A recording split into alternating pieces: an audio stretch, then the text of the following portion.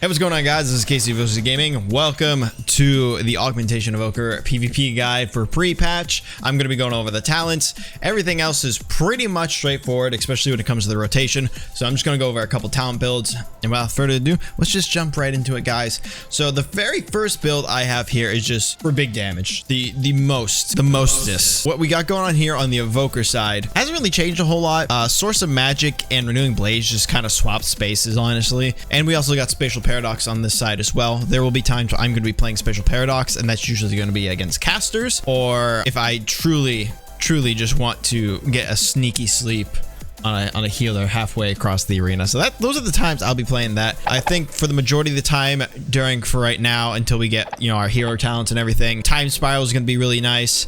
Obviously, if you need to change some things around when it comes to the certain specs that you're fighting, if you're fighting like double caster or double melee, if you're fighting Warlock Mage, go into Unravel or DK, that'll help you out a lot with that. And you would just simply get rid of Source of Magic, go here, replace Suppressing Roar, go to Unravel. It's just little things like that. But I think I'm going to try this moving forward. I was thinking about getting rid of Ancient Flame. I don't know yet, because then we can go into Potent Mana. I'm kind of on the fence about that. You know what? If you're not fighting double caster or something with a lot of magic damage, you can take out some inherent resistance and go into Potent Mana, especially if you're going in like double melee territory where it's like a lot of physical damage. You can just go to Atone to the Dream. So, but if you're double caster, I do recommend the inherent resistance, because you want to take as little damage as possible. And sadly, on augmentation, it's 4% for 2 points. I am almost thinking it's like almost not worth it, but again, 4% is 4%, so we'll take what we can get. Moving on to the augmentation side, they have moved some things around and changed some talent points and what you need for them. I like what they did for the changes personally. This is what I've been rocking on the beta for big damage build. You got Ebonite, obviously Eruption, all that good stuff. If you wanted to, you could go into Seismic Slam now. That is a 1 talent point for the 4-second, but then I would definitely recommend you go Forge of the Mountains if you're doing that. You just gotta switch things up here and there. So the big things that we are going to be talking about with this stuff is like, prescience being different in with going into the tree in this portion of the side right here.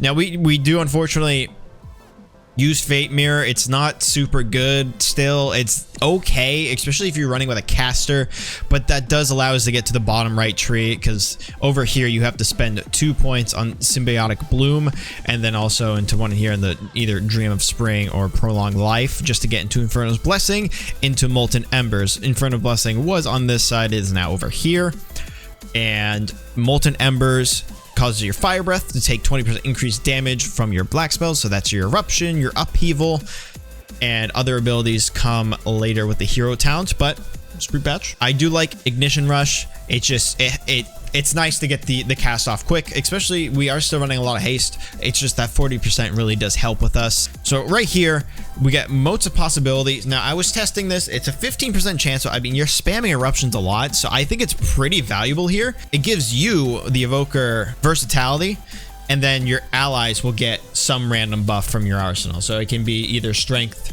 crit, or the main stat, critical strike, mastery, verse, haste, whatever it may be. It'll give them something along those lines. It's random. So for the Evoker though, it's always been verse. I tested it a lot, and it always gave me the verse, which I got from the empowered abilities. They'll give you the verse too. So it's kind of nice. Overlord's not terrible. I would recommend you just go Overlord with like if it's double melee, honestly. I think that's like where you're going to get the most value out of that. But if it's just like one melee, one caster, or double caster, I don't recommend you go that, because you're not really going to get a whole lot of value out of that. Only way I guess you get the value from that, if you're playing with a DK and you're going to DK goes, that's where I'd see like you would drop probably Ignition Rush to get into that. So you get 3 capstones right there. That's what I would say. Imminent Destruction. Breath Beyond reduces the essence cost of Eruption by 1 and increases its damage by 10% for 12 seconds after you land, which is super nice because, again, Fire Breath increases the damage taken by 20% of your spells. So that's 30% right there for eruption damage, and it will tie into the hero talents once again. So you'll have a lot of value going into that. Accretion goes right here. It was over here, I believe, or somewhere in this area. I don't remember off the top of my noggin, but this is a definite go down into the bottom left, because upheaval with rumbling earth causes an aftershock at its location, dealing 50% of its damage 2 additional times. Once again, when hero talents come out, it's going to be even bigger than it is right now. This is still good value right here, because when you expand it to its max, it will do that max radius expansion too. So if you are able to hold it, you can get it basically like a giant earthquake radius 3 times in a row. Just boom, boom, boom. So it's a lot of damage. It helps out a whole lot. If you feel like the comp's gonna be super bursty, I guess if you wanted to, you could take a point of the aspect's favor to go into the chrono ward, but I want at least 1 of the aspect's favor. I don't think 2 is super necessary, because it only increases a little bit. It used to be a lot more for the maximum health, and the speed I think they kept about the same, but still I think just 1 point's perfectly fine. You don't need to do 2 for that, and you don't need font of magic. It can be helpful. We might change our mind about that. I might swap these 2 around. I don't know yet. I've been playing around for a little bit, so I haven't got a whole lot of games under my belt, but I think from what I've been playing from beta, I kind of like this a little bit more, because it's more consistent. And I don't know, you might play font and magic into the DK comp, but if you're playing augmentation, you're probably gonna be playing a lot of different comps in general. I know it's gonna be huge with mage. I want to say specifically Fire Mage, because it was really good in Dragonflight. TH is obviously going to be really good. We're probably going to be running with Windwalkers now too. Those have been super strong with the buffs. We might even be running with Elemental Shamans. They're super strong at the moment. I do see them getting nerfed maybe, but we'll see. Obviously moving forward, this is just pre-patch. Getting into it, we're going to be leveling up, getting our new gear, all that stuff. I hope they really don't make any nerfs until we actually hit like the first season and we got our gear and we have a little bit more things fleshed out. So yeah, I hope they don't nerf everything before we even get to the max level, because I mean, right now, I think it would be dumb to nerf something, especially when we're moving into a different expansion and not hanging out in Dragonflight, you know? But this is the big damage build. I think this will be super, super strong. There might be a couple things we end up moving, you know, elsewhere. You know, there could be some games where you want to go with the Plot of the Future, Font of the Magic, Overlord. Font of Magic, not Font of the Magic. Or, you know, Chrono Ward. Or maybe you want the Seismic Slam, you know? I don't know. But I will make a new guide for that. So make sure you guys subscribe, so you guys know when I put on another guide.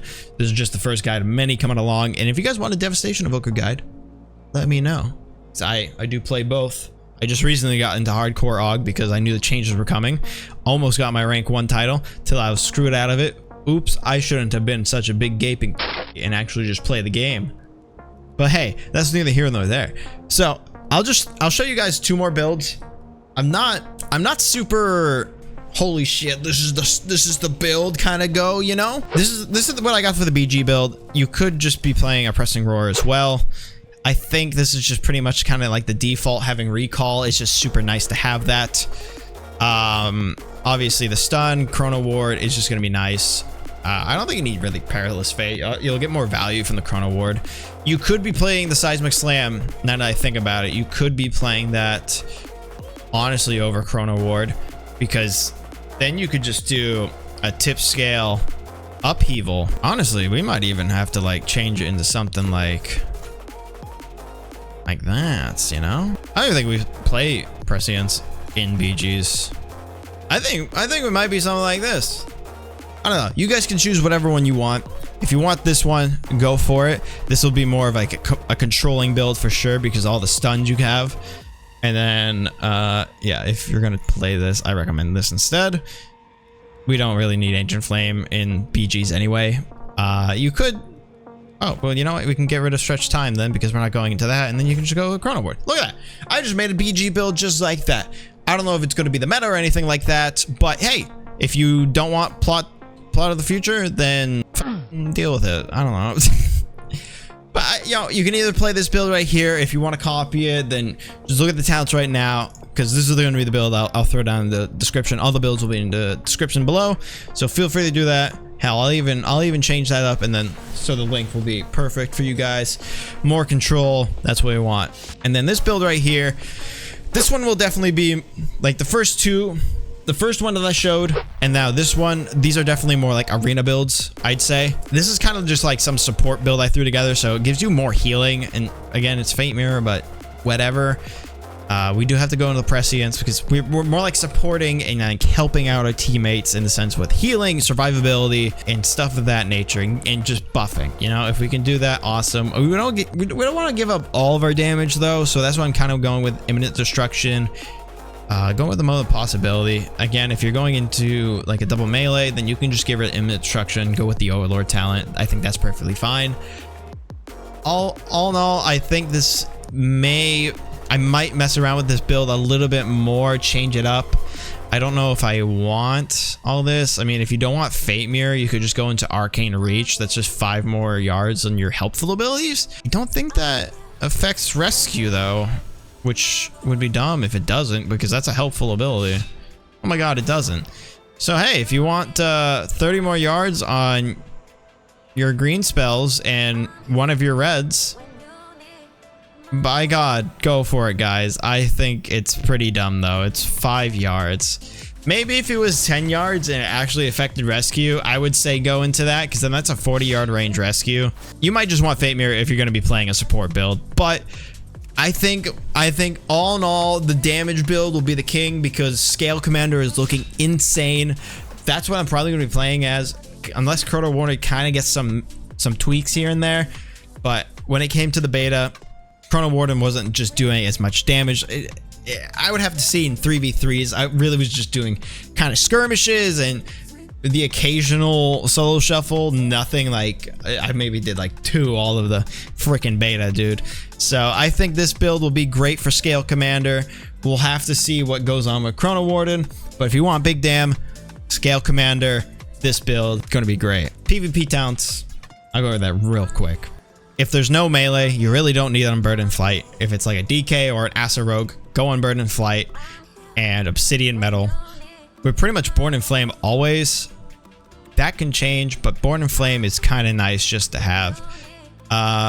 If it's Cupid, I recommend Dream Projection, because you can either get a Hodge, or if they're not playing Hard Trap, then you can get the traps. Dreamcatcher is really good too, actually, believe it or not. This is actually a pretty nice one to have, especially because you're more of like the supporty thing. So having that consistent spam sleep, super nice. You feel like you're like an actual caster that can just spam their CC like everybody else. Obviously, Shroud's really good. Don't go into like a double purge with it. Don't go into a mage with it.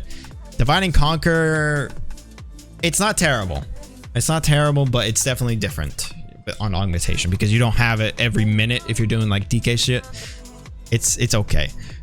Time stop, super like high level play stuff you can do with it. You just need to talk to your teammates if you're playing this. Scouring is like really good into druids, just always.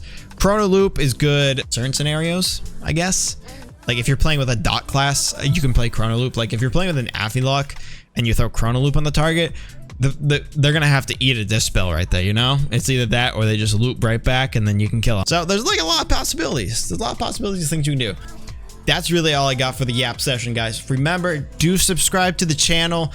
You know, give it a like while you're down there as well. Let me know down in the comments what you guys want to see. If you want to see more guides on augmentation moving forward, because I got plenty of ideas for it, or even Devastation Evoker. I got both best of both worlds. I can do both. I can do absolute both. So make sure you're subscribing, because I'm gonna have more guides out regardless of what goes on. And let me know down below in general what you guys think of the War Within. I'm pretty excited. It looks like it's going to be really fun. I hope Blizzard doesn't screw it up. Let's just see, you know, if they listen to us during the season. That's what's going to matter most, and being open with their things, you know, with their chat and all that stuff. So once again, that's going to be it for me, guys. Thank you all for watching. Subscribe to the channel, like the video, comment down below what you guys think of the new expansion coming up. I'll catch you guys in a new guide once we're all fleshed out and ready to go. All right, guys, thanks for watching. Catch catch you later.